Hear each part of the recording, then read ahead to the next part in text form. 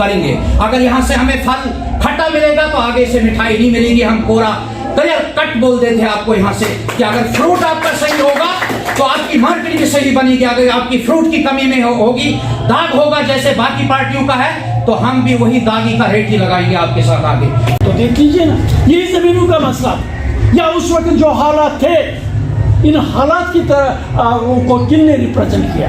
और कोई हमें ये कहे इन बातों से, अपनी पार्टी डरने वाली नहीं। वी बिलीव इन डिलीवरेंस, काम करने में हम यकीन रखते हैं और हमें उम्मीद है अपनी पार्टी जो है। एक बात भी कहूँगा, शायद कोई मुझे ये कहे, अरे अल्ताफ साहब आ गए, कौन नया बंदा आ गया आएगा लीडरशिप के बारे में।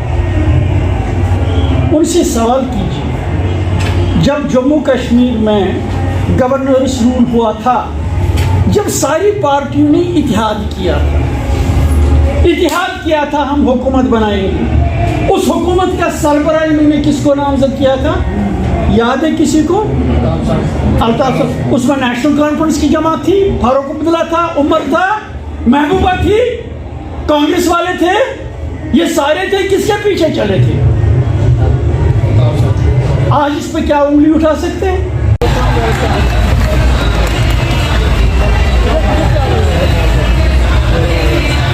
भाई बाकी सारे इधर स्टार्ट करिएगा।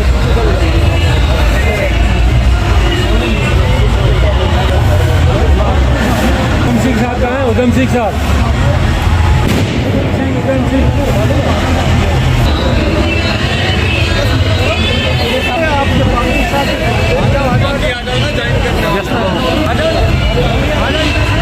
जिंदाबाद जिंदाबाद जिंदाबाद, आप बुखारी जिंदाबाद जिंदाबाद जिंदाबाद, जिंदाबाद जिंदाबाद जिंदाबाद, जम्मू कश्मीर अपनी पार्टी जिंदाबाद। देखिए, जो आज हमारे साथ बानिहाल से जो ये नौजवानों की टीम नसीर साहब की क़यादत में यहाँ आई और अपनी पार्टी के साथ ज्वाइन किया, हम नसीर साहब को ये यकीन दिलाते हैं कि ये जो अपने इलाके की डेवलपमेंट की बात करते हैं, अपनी पार्टी कमिटेड है इस बात पे, जो हिली एरियाज़ हैं, बैकवर्ड एरियाज़ हैं, उनकी डेवलपमेंट के लिए अपनी पार्टी ऐसा रोल करना चाहती है ताकि जो उनके बुनियादी मसाइल हैं, बुनियादी ज़रूरत हैं, उनकी तरफ ध्यान दिया जाए, ताकि ये भी दूसरे इलाकों की तरह इनका जो लिविंग स्टैंडर्ड है वो